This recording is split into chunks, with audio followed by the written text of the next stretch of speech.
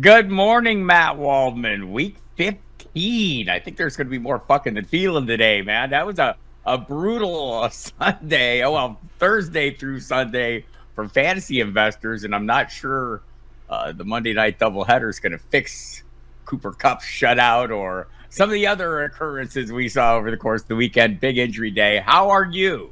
I think it's a normal fantasy playoff because that's generally the craziness happens in the fantasy playoffs usually where the players we leaned on all year, some of them come up awful, some of the unlikely ones, are big time, and we had a lot of that, but all's pretty good on this front. We'll At see least what we we have Josh. At least we have Josh Allen, or at least one person. America always has Ricky Bobby. They sure do. Superman. Yeah. Come on, give him his due. Hey, Ricky Bobby was a champ.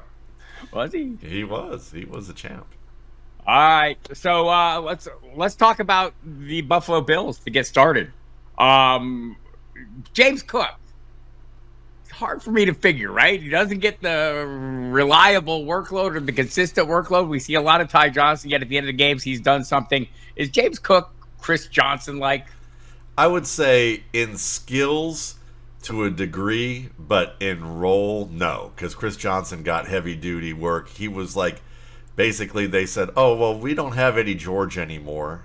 The big, 230-pound plus back who was kind of like the precursor to Derrick Henry in his prime. And, but you know what? This Chris Johnson guy, we're going to give him Eddie George, Derrick Henry-like carries, and he's going to do just fine. I think Cook is one of those guys that you can't, he's going to give you half of what Chris Johnson's volume is, but he has the big playability, the slipperiness, the agility, and the great speed. So he is like him, he is not him. And especially with Josh Allen being able to be the running factor that he is. But then you could say, well, there was this guy named Steve McNair who, if he were playing in this time, Josh Allen, no apologies here, Josh Allen would be the guy who would get shut out of every race. He wouldn't be Ricky Bobby. He'd be Ricky Bobby's sidekick. I want to love James Cook, but he's had fewer than half the snaps over the last month, right? And then there's, you'll see Ray Davis scoring, you'll see Ty Johnson making a play, you'll see Josh Allen making his share. But every time I feel like I fade him, I get fucked. Yeah, so that's been me with a team in our Football Guys Dynasty IDP League that's usually been good, but every week I've either Derrick Henry, Chuba Hubbard, or James Cook, and it's been like I always pick wrong between Hubbard and Cook. It felt like this year, so I'm with you on that front. He's a skilled NFL player. His match is just not strong enough to put him in a Chris Johnson tier. And by the way, I think there's a 4 after his 4 and not a 2-9. Come on, man. I pay attention to those things. There is, but the way he plays. But he is slippery. I agree. He's a slippery dude. I 100% agree with you. Yeah. 100% agree. Khalil Shakir, has been pretty solid. I think, is he being overlooked? Yeah, I think he still leads the league in yards after the catch. He did for much of the season. He does. And that's something that we should pay a lot of attention to. It's not the function of the offense. There are a lot of guys that get put in situations like Shakir who can't do what Shakir does. So you can talk about Josh Allen all you want, and he is an absolute awesome quarterback, but Khalil Shakir is carrying a load that makes Josh Allen look good on a regular basis, with those short passes. And if they wanted to expand it to let him go downfield and win contested plays, he can do that too. It's just that they haven't done that with him on I think we've seen we've had tastes of it though. I agree with you. I think maybe an increasing role over the course of time. Something to remember as we head into drafts next year. Feel it. I'm feeling Malik Nabers. Is he a lesson for fantasy GMs? Yes, and fantasy analysts and the public and the like. If you run great routes, you make excellent contested catches in a technically sound way, you don't drop the ball very often, and you are excellent after the catch and can play all three positions, and your team is going to make you the lead receiver, who the fuck cares who the quarterback is? I feel like I just want to melt here as Matt Waldman states my case every year for why I don't avoid wide receivers or why I get great deals on wide receivers. I feel like we got a great deal on Malik Nabers, also chasing volume. Of course, I have dipped into JJ Zacharyason's data dump. It's my Monday morning drug of choice. 41% target share against the Ravens, now has 40% 4 times this year. No receiver's done that more than twice. No other receiver.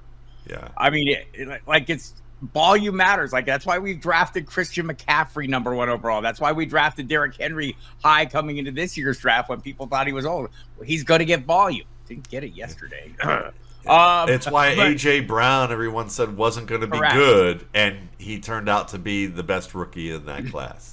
Right. High-volume players matter at all the positions, and Malik Nabers is that. And he's going to continue being that. Is Rashod Bateman, the Baltimore Ravens wide receiver, a former first-round pick, mind you, who we'd all pretty much given up on. Apparently the Ravens didn't. Is he finally getting used properly? Yes, because he's in an offense where they let Lamar throw downfield, and what Rashod Bateman did to earn a first-round pick wasn't just get yards after the catch as an over-the-middle receiver, which was how he was being used on a part-time basis in this offense. They let him stretch the field. He and Tyler Johnson, the journeyman from the Buccaneers and the Rams, they were a 1-2 punch, and Bateman was the guy. Bateman was the guy that you could throw downfield to, win in contested fashion, and he could give you the yards after the catch. So in Todd Monken's offense, they're figuring out how to stretch the field and use him properly. If you use him in a multi-dimensional fashion, and in the ways that he's at his best multidimensionally, then you're going to wind up with some defensive binds that makes life a little bit easier on him, and it makes life easier on the Ravens overall. And that's what's happened, and I think that they were wise. They showed great wisdom in signing him and doubling down and said, no, we know what's here. We just haven't exploited it fully, and we're gonna give him another shot, and we're gonna pay a little more money to do it. I like it. Rico Dowdle, the first undrafted player with 3 straight 100-plus yard rushing games since Arian Foster did it back in 2014. Is he going to be the Cowboys starter in 2025? There's a chance, but I think that this is a rich running back class, so he's going to get some competition. But he will probably head into camp as the starter, and fantasy analysts everywhere will be talking about some guy who was drafted between rounds 1 and 4 who's going to overtake him. And we'll see whether this is a Kyron Williams, Blake Corum situation, or whether it is more of a Travis Etienne, Tank Bigsby situation, or something better than that, from what, in terms of what we saw. But Dowdle has the skills. He always reminded me of like an Arian Foster. He was a guy I preached patience on. I didn't think we'd have to be this patient. But I think that we've seen enough from him to know that he's going to be one of the top 2 backs next year if they keep him on the roster. All it took was Jerry Jones not being willing to open his pocketbook for Derrick Henry. Here, look what we found. Yeah, look at that. They did hold on to him. I mean, look, they did. Through all those injuries, they didn't cut his ass, so they knew they had something there. Fair enough. You did mention Travis Etienne and Tank Bigsby. Yesterday, it was more Etienne. The week before, it was more Bigsby. I feel like the ball in a ping pong match when I try to decide between these two. Feeler, fuck it, Tank Bigsby, the starter in Jacksonville next year. Look, I told you all after the week 2 that Bigsby was not going to be something good for you. Get rid of him. He was only going to have so many good weeks, and then the door was going to shut until the end of the season. He may still give you something, but the predictability is going to be tougher.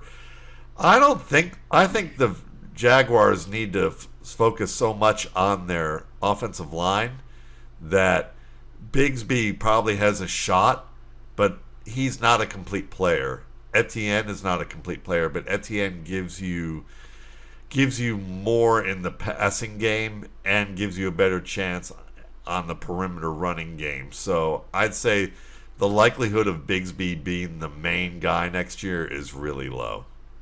Yeah, that makes perfect sense to me. And we'll see. Maybe an entirely new regime coming in to Jacksonville. Seems like it's a distinct possibility. I don't know. Maybe Shad Khan will remain loyal. Maybe not. Loyal to something. T. Higgins. Would he be wise to stay in Cincinnati? And I will have follow-up, sir. I bet you will. I bet you will. Now, money-wise, probably not. You know, like if you're going to look at like early, get the money now, don't take any risks, and get your money now type of thing, then yeah, he should wind up in Carolina or in New England. Vegas or New England or somewhere he should go that Bob is going to talk about in a minute here. No. Okay. I'm going a whole different direction. Okay, even better. So, but yeah, listen, he's going to, he'll get paid now. The problem with that sometimes in the world is that when you try and get your money now, you don't get to retain the quality label that's associated with you and your work, right? Long term. And if he goes to most of the teams that he's going to wind up in are not going to have the quarterback that Joe Burrow is, and they're not going to have the teammate that they have in Jamar Chase, who can take a shit ton of pressure off of anyone. So I know a lot of people see T. Higgins as a wide receiver one. I think that's not understanding wide receiver play and the role of what he offers. He's a excellent wide receiver two. He's what people hope Mike Williams would be. And he's in that 15 to 20 range. I'd say if you put him in the top 15 to 20 receivers, he's probably in that range. But and some people say, well, that's a wide receiver one. I'd say, yeah, in terms of like production, in 32 teams, sure. But in terms of, fantasy, no. And a lot of that is aided by having a great wide receiver. So he's not going to find another quarterback like that. He's going to be asked to do more at a level that I don't think he can do as a route runner or as a playmaker after the catch. And that means that if this whole attempt to go somewhere like Carolina or somewhere else fails, then his label, his stock is going to be lower. He's not going to get the long-term money that he wanted, other than this one big payday, which might be enough. But he's going to look back on his career and he's going to go, my best chance to win a championship was Cincinnati. And I know that sounds bad because Cincinnati's defense is awful, but their offense is potentially great. It's close to that, and they can be kind of like the San Diego Chargers of our youth, Bob, who like could contend for a title every year just on the basis of their offense. Right. And I think that's where this team needs to stay, and I think that he's going to look back and go, wow, the difference between playing with Trevor Lawrence and Joe Burrow, Trevor Lawrence in college, Joe Burrow in the pros, I don't know if I'm going to be able to go somewhere else and get this quality and with Chase opposite me. So I think there's a reason why he may end up making the wise choice here and staying. So one thing that like I always see in free agency is, the thing that makes a player great, is the player's talent and ability, but that combined with usage, supporting cast, an array of things that obviously aren't the same when you go to a new place. So it feels like you're always taking your chances. That doesn't mean Derrick Henry this year would tell you that can work out just fine. And many times it does. But I think for receivers, the one that sticks in my head is Alvin Harper. First, big money guy going from Dallas to Tampa Bay and just like flopping. And it just seemed like receivers, you have that. So let me offer up an alternative universe here, a parallel universe where the Cincinnati Bengals, well, no, it's this universe. The Cincinnati Bengals are very cheap. And rather than paying Jamar Chase, they trade him for a huge haul and leaving pay T. Higgins to be their wide receiver one.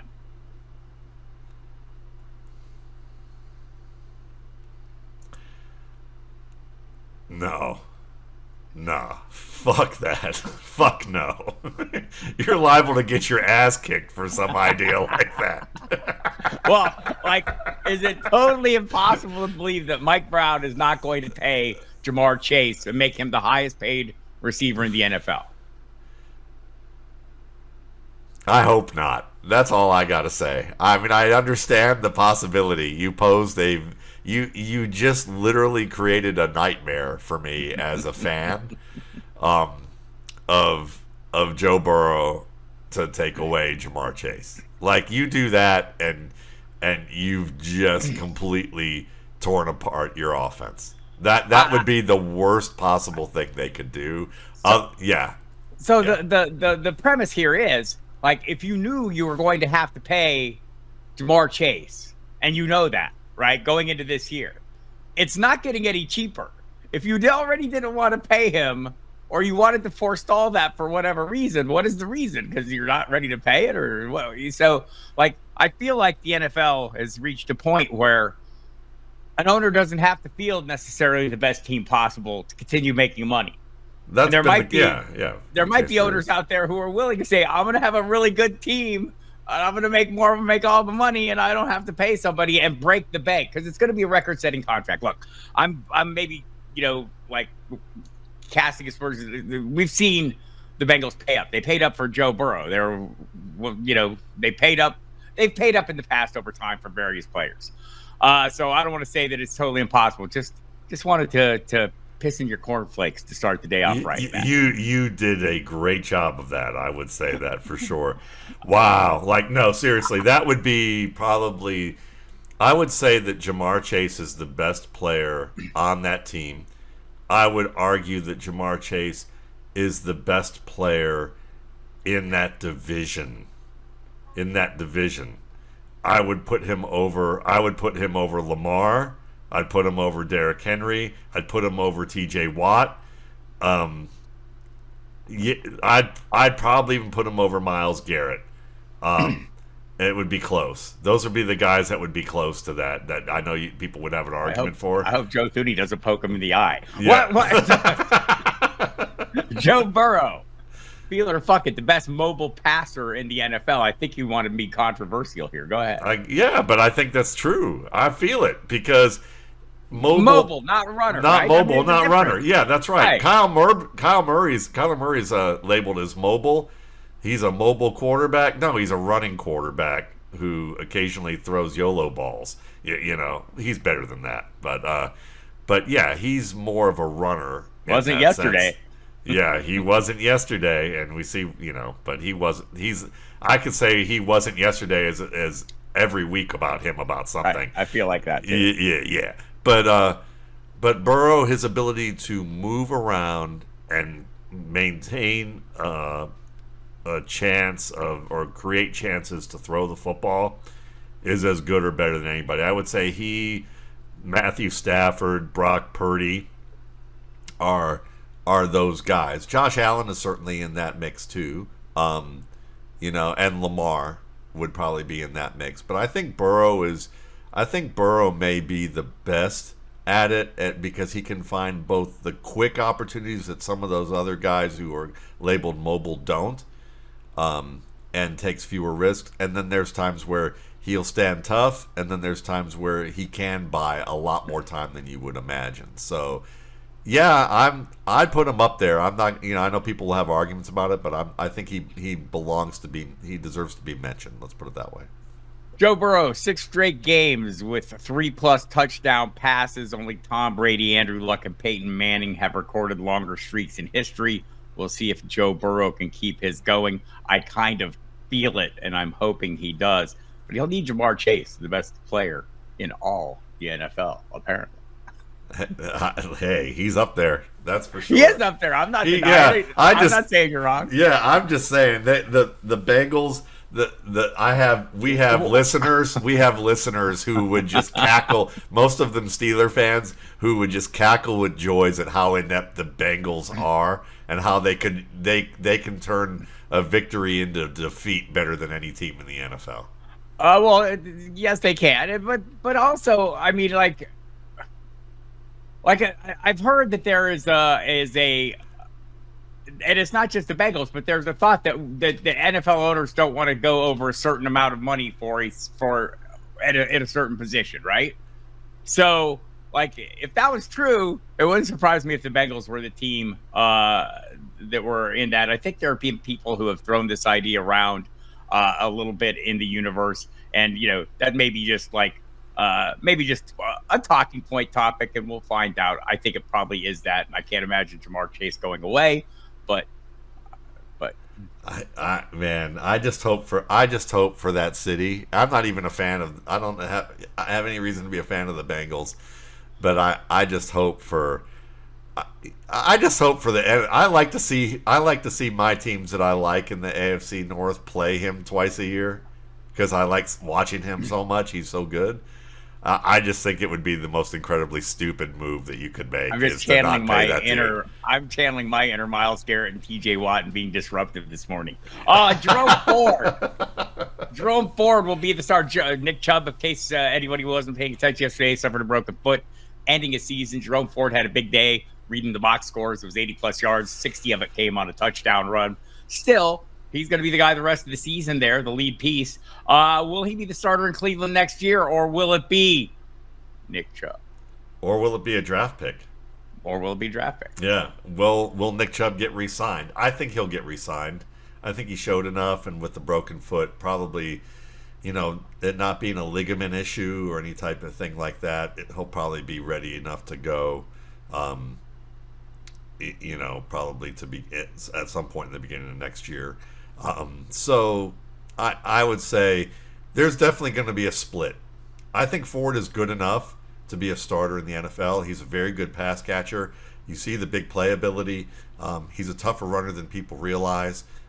So I think there's a real chance for it to happen. But I'd say fuck it. The picture's a little too cloudy right now. All right, time to add Malik Washington, the Miami Dolphins rookie. Jalen Waddle injured yesterday. We don't have the full details in yet, but entirely possible he's done for the year. We'll see if it's a high ankle sprain or something. It's 3 more games or 4 more games that you could miss. And is Washington a player that we should have on our radar? Yeah, it is, because Washington can play that Waddle role of being the guy who can play inside out. Do a lot of work after the catch. He's a good contested catch player. He's not as explosive as Waddle, but think of him as kind of an aspiring Santana Moss if you're an older dude like us who remember Santana Moss. But he's someone that can be dynamic and be that third option in the passing game. He's probably no better than the third option in the passing game each week because you got Jonnu Smith, Tyreek Hill, and A-Chain. But I would say that Washington gives you a chance at 3 to 5 receptions a week, somewhere between 50 to 70 yards. That's pretty good. I was perusing the data dump this morning, and you mentioned Jonnu Smith, and he's 76 targets over the last 10 games. Tyreek Hill has 73. Yeah. We should all want to be Jonnu Smith. I'm with you though. That'll be a piece in an offense that might need to make some plays down the stretch to maybe keep their coach in place. Who knows? Crazier things have happened. Marvin Harrison Jr. I'm going to set you up for an explanation here. Is he why details matter in scouting? Yeah, without a shadow of a doubt. And I know I've been screaming this, and this is a little mini victory lap here at Marvin Harrison Jr.'s expense. He's going to be a really good player in the NFL. He already is a really good player in the NFL. I mean, if you just look at what he's done, the fact that you're a rookie and already delivering, at least part-time starter production is a great sign. Problem is that all you yahoos out there who were like, especially the Yahoo Leaguesters, were out there like drafting him as a top 15 pick overall. I mean, you bought into buzz without the details. And the problem is that the difference between being a startable wide receiver and a top tier starter in the NFL is that you got to win the football in the air. And you got to do it against tight coverage. It can't always be with your back to the defender. Sometimes you have to have your chest to the defender, and you got to win that ball over that defender to make those plays. If Marvin Harrison Jr. made a third of the plays that he has not been able to make in those situations, he'd probably be a top 20, top 15, top 20 receiver all year. If he made half of those plays, he'd probably be a top 10 receiver in the league right now. But he can't do it. And it's not because Kyler Murray's bad. It's because he does not have an understanding of how to attack the football in those situations. And you could say, well, his dad was great. Well, his dad isn't his coach. And if his dad did give him some coaching points, it was kind of like Kareem Abdul-Jabbar teaching the skyhook to his son. You know, it's kind of like, well, I'm glad that you can perform a move that nobody else has in basketball, and you scored a shit ton of points with it, but nobody else can do this. And Marvin Harrison Sr. was kind of that player in terms of how he attacked the football. He was what people think Terry McLaurin is, like that anomaly, but not nearly as good of an anomaly that Harrison Sr. was. Like, he's like half of what Marvin Harrison Sr. was as a player who had like shitty technique at attacking a football, but was a Hall of Famer. Marvin Harrison Jr. has shown he can't do the same things in those situations. So he's a really good player, but to project him on the level of like, yeah, well, you can have Jamar Chase in the first 2 to 3 picks. I'm going to pick Marvin Harrison Jr. because I believe he could have as much upside at a cheaper cost. That's what you're doing when you pick a guy that early in the draft, and you do it as a rookie. That's just, I'm telling you, that's why details matter, and that's why that's been missing for all year, and it's something he's going to have to get better at to level up his game. Otherwise, he's going to need a better quarterback and a better offense where you can maximize his skills to be a T. Higgins type of player at best. If you like details, you'll find them. I know where they are. They're in the rookie scouting portfolio, which will be available. It's available for order now at mattwaldman.com, Matt Waldman RSP. Make sure you go out and order it. We'll talk more about that in a minute. Just a little news coming in right now. It looks like David Montgomery is out indefinitely. Looks like that injury he suffered last night was an MCL injury. So So get your Jahmyr Gibbs on. Any other pieces there that you might want to pick up if you're looking at the waiver wire? Is Craig Reynolds? So are we going back to the Reynolds well? Maybe him, but also you can take a puncher's chance at Sion Vahi, the BYU fullback / running back who can catch the ball well, and they really liked him in camp, and he's someone that could very well factor. So if people are all pumping up Reynolds, and you have a luxury spot that you want to add afterwards, you can get him cheap. So we'll get back to the rookie talk. RSP come on. So after Malik Nabers, most impressive rookie receiver is the child prodigy Lad McConkey. Yeah, the smiling little boy that a lot of people call him. Yeah, he is. And I think that Brian Thomas certainly is someone that people are going to be very happy about. And, but he was a guy that was easy to look at and say he was one of the top 3 to 4 receivers in this draft class. And he was on par with Nabers and Harrison Odunze. I would say that. And I would say Worthy was someone that I would have put into that mix. He just wound up in a more complex offense and pigeonholed as Mecole Hardman of yesteryear. So McConkey is the most impressive because when you look at how he's used in the way that Brian Thomas is used, where you can win some contested balls, where you use him on the outside, but they also put him inside. And they don't use Brian Thomas on the inside unless they get him just a great matchup against the safety that can exploit. Like there's Kenny Galladay usage inside, which is like you're big, you're strong, you're fast, and you overpower people, and there's nothing conceptually difficult about what you're asked to do. And then there's like Wes Welker, Julian Edelman used inside, or Amon-Ra St. Brown used on the inside, which is more conceptually complex of reading coverage, being on the same page with your quarterback, finding ways to stay open and anticipate where your quarterback's going to go, and you guys being on the same page non-verbally about plays as they unfold. And Lad McConkey has done both of those things as an inside receiver. So when you consider that, ability conceptually, I'd say he's been the most impressive rookie this year after Malik Nabers. Yeah, and you mentioned Brian Thomas Jr., who I was dialed back on this week, not taking my own advice that don't worry about the quarterback so much with great wide receivers.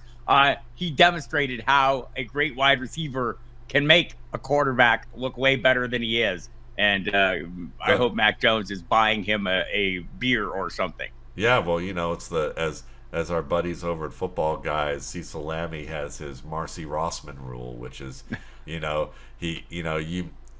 asked Marcy Rossman to the prom, you dance with the woman that you brought with you, so that's kind of how that works. Now, I don't know if it's tempting for a lot of people in fantasy football not to dance with the person they came with to the prom, but they've got, I would say, you've got issues, Bob. You've got issues. Lord knows, feel that. All right, Christian Watson, the highest ceiling of the Packers wide receivers. Feel it or fuck it? Yeah, I feel it. I mean, you can totally see that he's Romeo Doubs, Jalen Reed, and could be Dontavian Wicks combined. He's really all those guys at his best. When he can cure himself of some of the mistakes and the injuries, that's the big issue. Is that sometimes he has the drops, and I think those are going to curtail, and then the injuries have probably been the biggest issue. But yeah, if he can stay healthy, he's by far got the highest ceiling of the Packers receiver. He's a top 12 receiver. Workload has been there. 22% target share over the last 7 games. Compared to the first 6, his highest share was 15 points per our buddy JJ. So interesting stuff on Christian Watson. The science won out. The hamstrings have held up, but the entire time in the laboratory last feeling science. Further evidence to trust the scientists. As long as there's oversight. Yeah.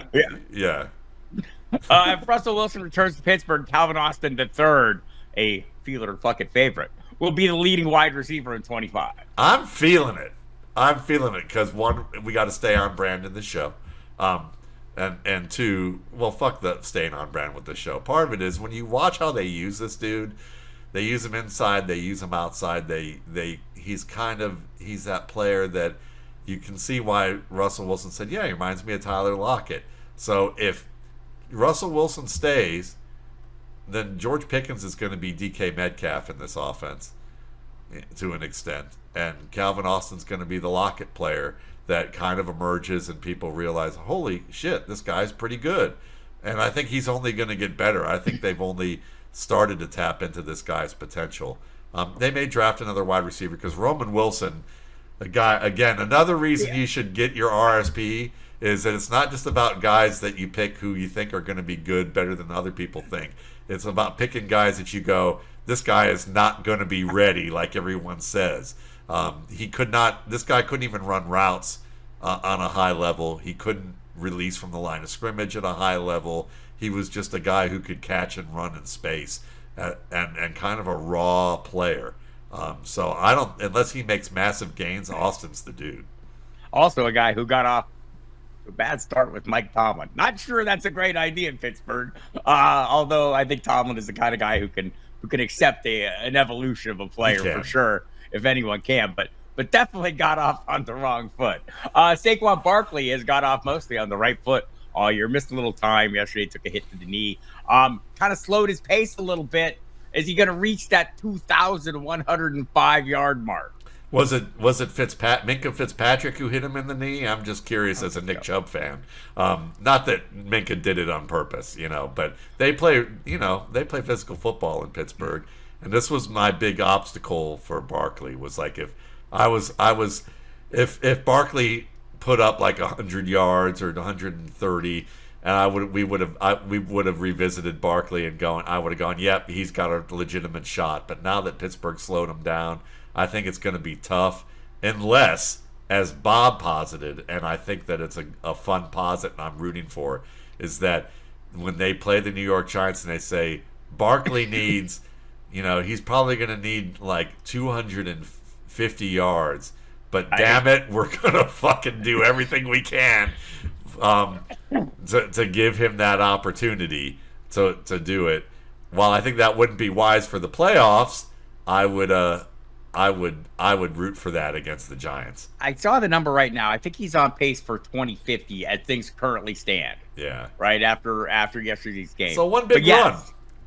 Yeah, like burn a little extra fuel and get him within striking distance for that Week 18 game. But what kind of conundrum is that then? You're the Eagles heading into the postseason. I don't know. Maybe Nick Sirianni will get embroiled in sideline fights with his assistant coaches and players and not pay any attention. And the offensive coaches could just let Barkley run it well. Yeah. What's up with Nick Sirianni, man? And then that guy. And then just to bring Adam Harstad into the conversation here, one of his great workload pieces that he did at Football Guys was talking about that really the deleterious effects for running backs and workload isn't necessarily a full season's worth of work. If you've shown that you can get 20, 25, 30 touches a game and you come back and keep playing at a high level each week, that's good. That's where your number is.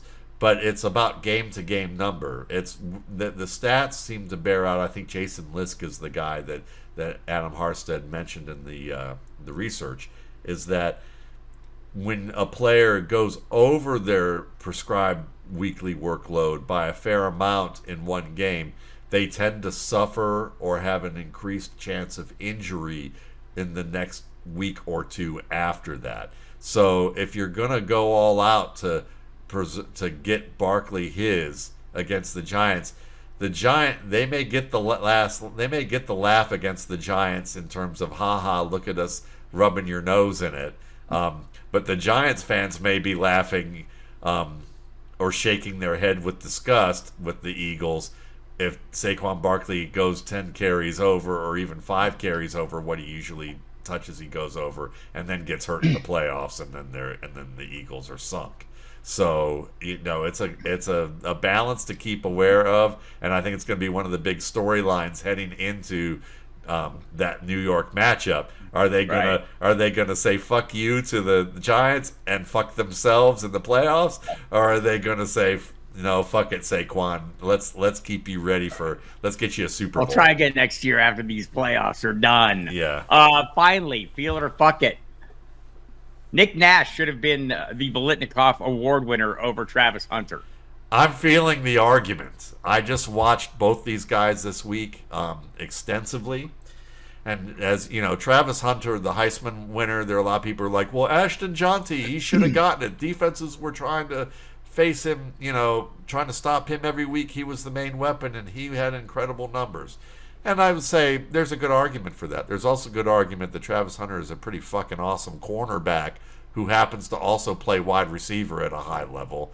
And it's nice to see that, there's a little Charles Woodson revenge here. Because Charles Woodson deserved the Heisman. I remember the year that he was a two-way player. There aren't many good two-way players who are great at both positions. And Travis Hunter is an excellent young wide receiver prospect. Probably if they don't use him solely as a cornerback, I would say grade-wise, he's going to be one of the top 5 receivers in the RSP. I think that may change, but I'd say it's pretty close. He might even be top 3. Nick Nash, though, San Jose State. Not many people heard of him. The stats are better. He's about 6'3", 195. He's not as explosive as Hunter. And the big question is, how explosive is he really? But he plays big. He wins the ball in the air with a level of technique that a lot of NFL players don't even have. He's tough at the catch point. He can make people miss. He's a very good route runner. He kind of reminds me of a player that I'm going to be talking about in today's top 10, who was probably one of the most surprising fantasy producers this year. and that was Juwan Jennings, another player I like. Juwan Jennings out of Tennessee. Nick Nash might be more of a Juwan Jennings type, because the speed's going to be a question mark, but the skills are absolutely there. And he might end up being one of the top 5 receivers in this draft class by grade. Let me ask you how you know all this about these incoming rookies. What makes you feel like you're so damn well informed? What makes you like say, "Fuck it, I know more than everybody else about these guys"? Tell me, Matt. I don't, but I can tell you I do a good work on details, and I read the orange peels. That's what I do.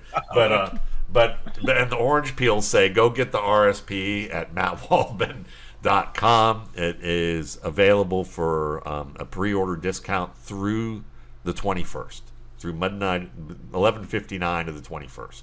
And then great Christmas present. Yeah, my stocking stuffer. Exactly. Well, it doesn't come out till later. Yeah, it comes out till later, but at the same time, and then you get the gift that pays in June. You can get the RSP projections and rankings, Dynasty rankings, and alongside that for $24.95, the discount for the RSP book, the rookie rankings, and all the detail on rookie play and position play. You're going to learn a shit ton about football if you get the RSP pre-draft, post-draft at $19.95. If you're holding out like Bob and other people who are like, no, hold fast, everybody. It'll be the 22nd. Pay the full price. Pay the full $21.95 price.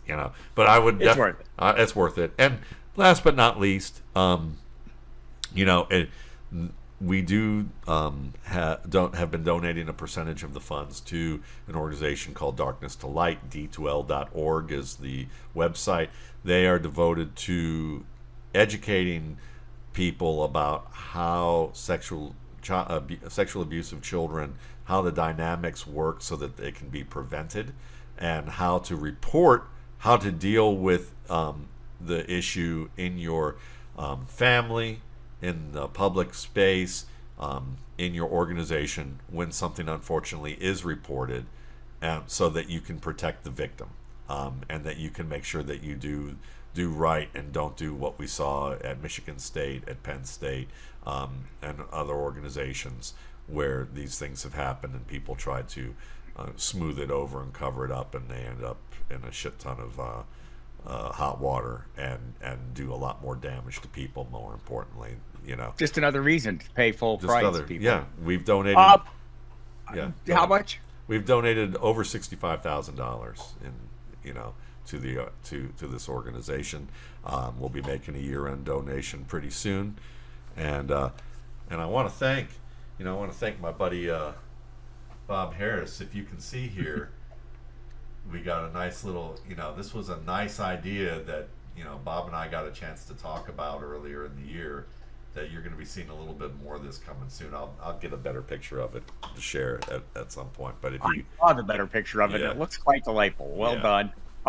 And by the way, if you're out there and you're just wondering what does the rookie scouting portfolio do to me, I'm not like I'm not an NFL maven. I'm not an NFL scout. I don't need to know all these things about rookies. This is an invaluable aid over the course of time. I save every copy. I have all the issues sitting in front of me as I'm sitting here doing my work. I know not all of you are content creators, but if you are, referring back to this is like a super valuable to me as players emerge over time. Find out what the thoughts were coming into the season. Can't be beat for that. And I use the hell out of it also because I don't watch a single minute of college football during the year. Yet here I am heading into next offseason. I better know something about these rookies, or at least I better once they get a helmet on them. And part of what I love about the rookie scouting portfolio is it gives me an understanding of what their skill sets are in terms of schemes, the scheme fit, what kind of teammate there might be. This is essential information as I get myself up to speed on an incoming class of players. I just don't have time to watch. I'm watching NFL, people. I got to sit here and feel and fuck people all about the NFL.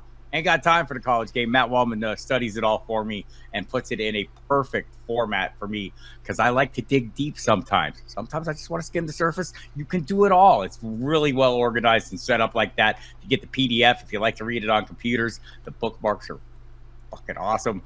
So great stuff. Buy one, pay full price or not. Go ahead, get the early bird discount. I don't care. And watch for us next week when hopefully there will be fewer people hurt and your fantasy fortunes will be brilliant and ongoing and glowing as we head towards our fantasy football championship. And we'll get you ready for next year too. Oh, of course we will. Yeah. Love you, Mac. Bye. Love you. Bye.